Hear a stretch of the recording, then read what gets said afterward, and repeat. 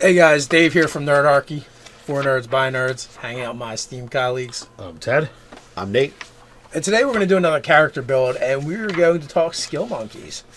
And oddly enough, in 5th edition, there's quite a few ways to get there. At least I feel like, anyway. I think so. So you've got, in my opinion, you got 3 classes that scream skill monkey. Indeed. Mm-hmm. And multiple races. One of them, the primary ones, being the master race of dwarf. Of course. Now, dwarves only get tool proficiency, which, hey, it is another skill that you have access to. Yep. Depending on what you're doing in your campaign. But half orcs get intimidation. Elves get perception. Humans get, if you go with the variant, they get one of choice. Gnomes can tinker. Yeah. But half elves, They get 2? I thought it was 2. Or is it 2 languages? They definitely get 2 languages. Well, I know they at least get a choice. Yeah, they get 2 languages, and I think they get a skill proficiency. Human and half elves, are the best in the sense that you can pick whatever you want. Skill versatility. You gain proficiency in 2 skills of your choice. Yeah, so half elves get the most. Okay. So if you're looking for just straight up skill proficiencies, not tools, languages, you go half elf, you go rogue. If you go with your background typically gives you 2. That's 8 right there. And then take a level in ranger. Why? Because when you multi-class, you get a skill. And ranger? Yeah. What are the other ones that multi-classing gives you a bonus in? Rogue does. Rogue does as well. So if rogue's your second class, you'll get a skill. I believe ranger, you get a skill. And another place to get them too is from the cleric knowledge domain. Yes. Indeed. Mm-hmm. So I feel like we're talking in circles a little bit. It might be confusing for people listening in. So the idea of a skill is basically we want a character that can do as many skills as possible. Right. Yeah. And not necessarily. I mean, I like tool proficiencies over just. Yeah, I've got athletics now, but on sheer level, my vote is for a half elf and bard. Yeah. Because jack of all trades, you pretty much have every skill at half your proficiency. So I mean, what's better than every skill? I don't know. And expertise as well. And expertise. College of lore, you get expertise just because at 3rd level, and then college of lore will just give you access to more skills as you go up. And that was the one I was I'd been thinking about as well. Is if you want to go with a really kick-ass combination of making a skill monkey rogue bard, if you're going to multi-class, and if you want to be really ridiculous, you can put a level of cleric on there. Cleric knowledge domain. So rogue starts at the most. Right. Yes. At 4, At right? 4, correct. You can take half elf and get 6. Correct. You're going to get 2 from your background. Yes. So now we're up to 8. Right. If you take a level of bard, that's going to give you another one. Okay. Oh, multi-class bard gets another skill? Yep. Is that what you said? Wow. No, I said rogue and ranger. Oh, okay. And if you take a level of cleric, you could take knowledge domain and grab 2 more. But at a certain point, it is kind of ridiculous. Like how many classes you're going to dip into? And there's the bard jack of all trades at 2nd level that will give you bonuses of half your proficiency. And it also gets hard to do actually too. Like so you're kind of like you're going to gimp the character if you try and do it, because you're going to need for 3 of them. That's 3 13s. So rogue, you need a dex of 13, charisma of 13, and bard, you need a charisma of 13. With 15, 14, 13, 12, 10, 8, the basic stat array, you have that before any of your pluses. Yes. If you put your 12 into one of your things is not as necessary. Let's suppose you're dipping into, you want to be a rogue, because you're angling to be skill monkey, but you're taking 1 level of cleric and 1 level of bard solely to get those extra proficiencies. I would do 3 levels of bard. Jack of all trades and expertise. Expertise. Rogue is already giving you the expertise, but Get however. it again. Anyway, if you're just dabbling in the other classes, be it 1 to 3 levels, you could put 13s, in Yeah. So you your can make it wisdom, with a general stat array. your wisdom and charisma easily. But the way the stat bumps work in fifth edition, it's like, it's almost like having all odds. it's like you got to take, you have to go 4. You have to go do it in 4 levels. I feel like, but like, what does that character look like? Like, so we're talking about, okay, this is the most optimized character to do this one thing, which is having as many skills as possible. You're going as a rogue and a bard, you're gonna have expertise in 4 different 4 different skills, and that goes up, right, with rogue. Doesn't it increase? Rogues get more. You get it again at 6th. So at that point in time, if you're looking at putting 4 levels of bard, 6 levels of rogue, and a level of cleric at minimum, that's an 11th level character. 4 levels of cleric. If you really want 4 levels of cleric, I would. Well, no, and there's several reasons. There's several reasons to do it. One, you've already got all the proficiencies you're going to get, right? Right. So, and which ones are left, really? Right, and I would go Arcane Trickster to boot, to be honest with you, with my rogue. And so you get up your spell level. Right, you can up your spell level and have access to more spells. And you're going to get bard spells, and you're going to get cleric spells, but they're going to be a half level, and then your Arcane Trickster is going to be at a 3rd. Right. So, oh no, bard. No, bard's full and cleric's full. Yeah, they're full. Yeah. Yeah, so that'll give you 8 levels of caster. 8 plus 10. Plus whatever you take in rogue. Well, so if we say 6, 4, 4, that's 14th level character. Well, the idea is that you're going to go all your levels in rogue except for the 4 and the 4. Right. Okay, so then we're 12, 4, 4. That's once you hit 20. Right. So and 12, that would actually divide. It divides nice and evenly by 3 at least. Indeed. 4, so you'd actually be a 12th level caster with access to a really weird variety of spells, and then but then your intelligence also becomes a casting ability as well. But a lot of the spells are going to be like, I think, illusion and charm for the Arcane Trickster. Yeah. Yeah, so so it's kind of there. Plus, I've seen people, say the same thing. But if you pick your spells right, you can make it so your modifier doesn't affect anything. Yeah. You don't need. It's not like 3rd edition where your modifier determines what level spell you can cast. Or 2nd, where it was like a really big deal to have a high intelligence as a wizard because of all the bonus spells you got. Absolutely. You could because you could take spells like sleep that aren't dependent on your modifier in any way, shape, or form. Right. Spells like all your illusions. A lot of your illusions aren't if you use them right. Most illusions once you get to the point where people are making saving throws, they're no longer really that effective. Right. Because they're interacting with your illusions. I think illusions are best when they're not directly interacted with, and that's the best way to use them. So, with our build, we get 8 from character creation, we get 2 more from cleric, and 1 more from bard, brings us up to 11. 11. How many are there? There isn't that many more. No, I think you should really have all the ones that you want at that point. Absolutely. And Bard's at 3rd level gives you expertise. So you've got expertise in 6 of those skills. Yeah, 6 of them, and the rest, and then everything else that you're not proficient in, you have half bonus. So those two left, because I think there are 13. And anything else that gets made up. Yeah. The DM says, "Well, you don't have a spelunking thing." So. Well, but does that expertise is it only skills, or does that apply to tools as well? You can apply your expertise to any skill proficiency or tool proficiency. Jack of all trades. That's what I actually. Ability checks.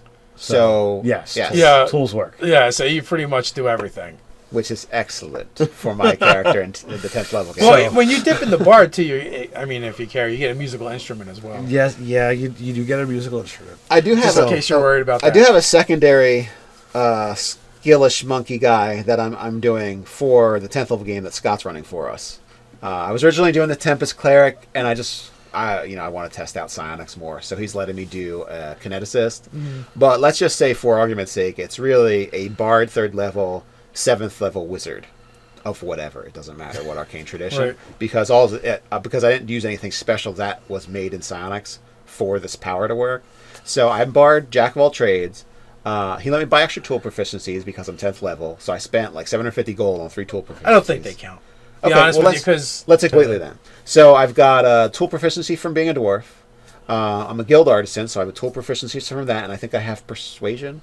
They get something like that. they get two. Or- And the persuasion's one of them. Then they get and they maybe get their insight artisan set. Maybe it's oh yeah. and the So language. so I get those from the guild artisan.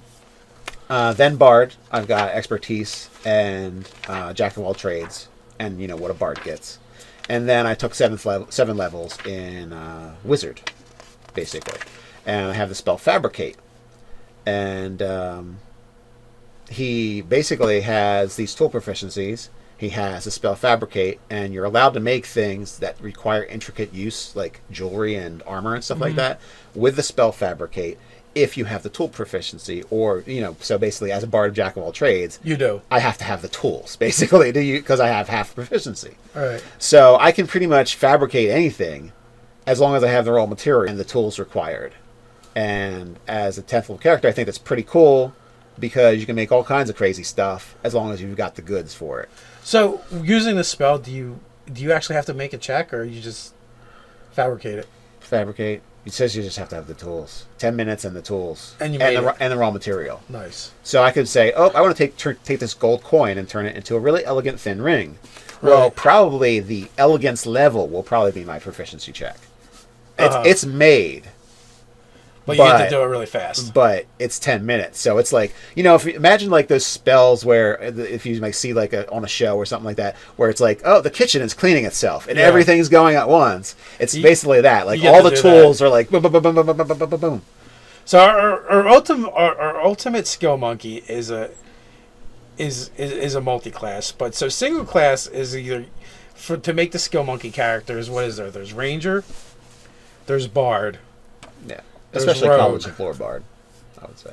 and then knowledge domain cleric. Right. And, any of those, you combine them with, half orc, half elf, human, dwarf, tinker gnome, or rock gnome gets tinker proficiencies. That's going to be your basis.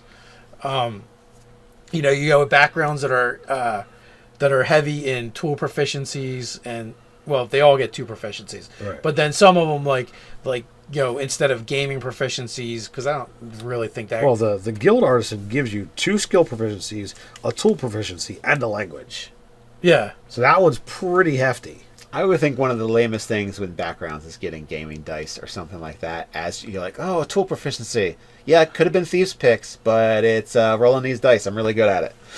Well, yeah, but then again, like, not everything fits. The tools. I or whatever. agreed, but I kind of look more towards those are not equal.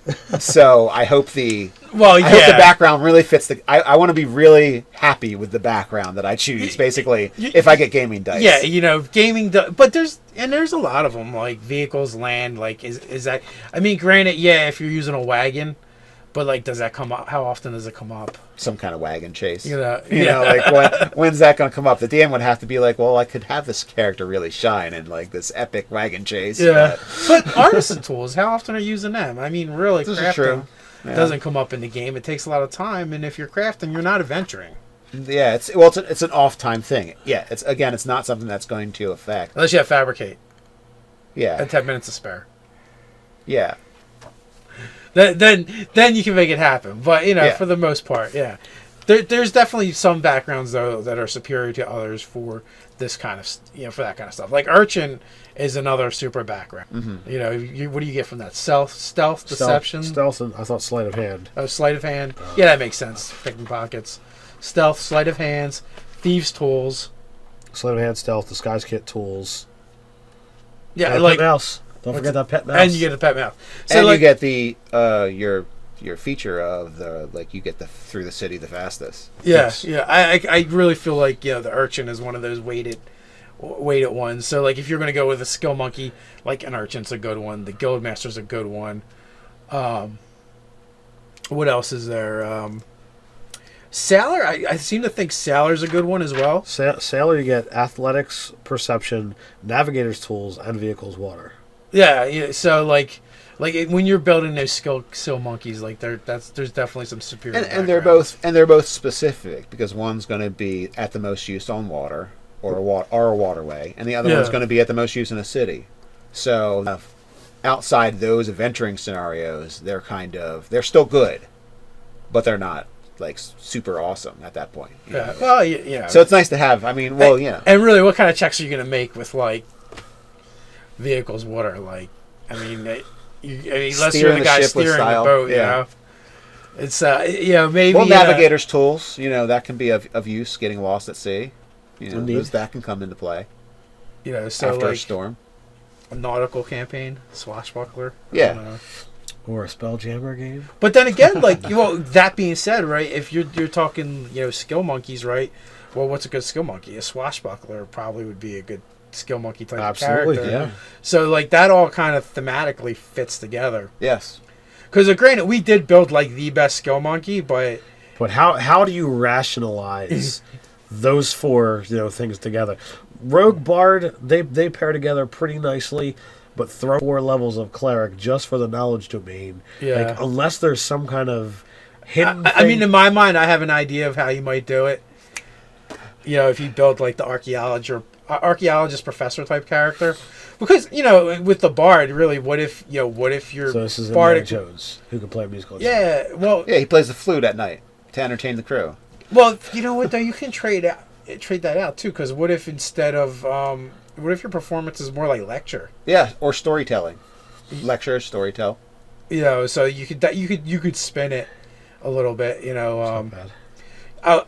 If you were to take artisan tools like calligraphy, cartography, and that kind of stuff, that would make more sense. Yeah. Map making skills for. So that's the other thing. Like, one of the fun things for doing character builds for me is yes, doing the total whore thing of getting the most out of it and optimizing. But Bring it out. For me personally, skill. The fun part is making it. I agree with that. I enjoy putting things together.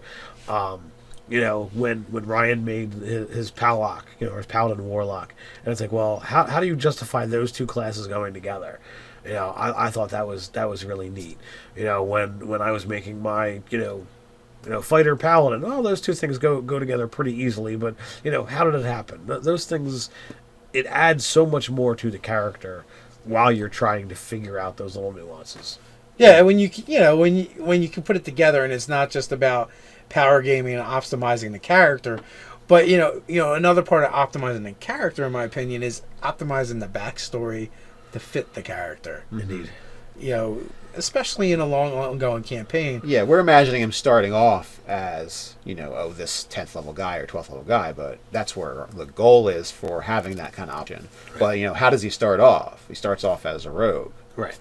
So, well, at least in our kind of idea for it, Absolutely, he starts off as a rogue. So, maybe he's a rogue and he's taking a level on cleric, because that's where he's like leaning towards in that whole... Well, or what if, a good example is, like, say... You're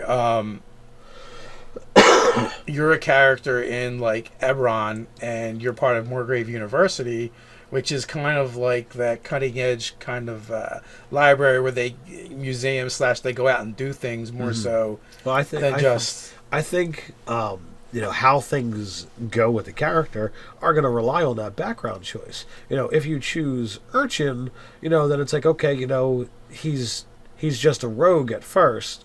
And he knows a lot of stuff, and he gets picked up, for a quest or for this, Well, with that one, like, I think you kind of go like Sage, like if you Sage, because you're already, that would be the professor type, Yeah, that's absolutely true. Historian. I mean, let's see, alchemist, astronomer, discredited academic, librarian, professor, researcher, wizard's apprentice, scribe. So right there, scribe, researcher. Professor and discredited academic all make perfect sense for building that type of character. Indeed, yeah. You get 2 languages and arcana and history. Okay. As your basis. You go as a rogue, right? Yeah. it is your first level, and then you know, from there you start building Unorthodox character build here. Sage rogue. yeah. Well, yeah, why not? And then, you know, as you build it, you know, maybe you discover something, you know, doing that like Indiana Jones style archaeology type stuff that makes you find religion. Yeah. Yeah, makes you, you know, in one of those tombs you discover a tome that, you know, enlightens you, or maybe something you're doing makes you get the notice of a god. Yeah. And I like what you're doing, sir. Keep doing it. And here, have this holy aura. And here's some skills. Yeah, and here's some skills, because you're going to need them where you're going. So with that, I think that's the Skill Monkey character build in a nutshell. Guys, weigh in the comments. Let us know what you think. While you're at it, hit like, subscribe, and share. You can check us out on nerdarchy.com. You can also join us on Facebook. So until next time, Stay nerdy.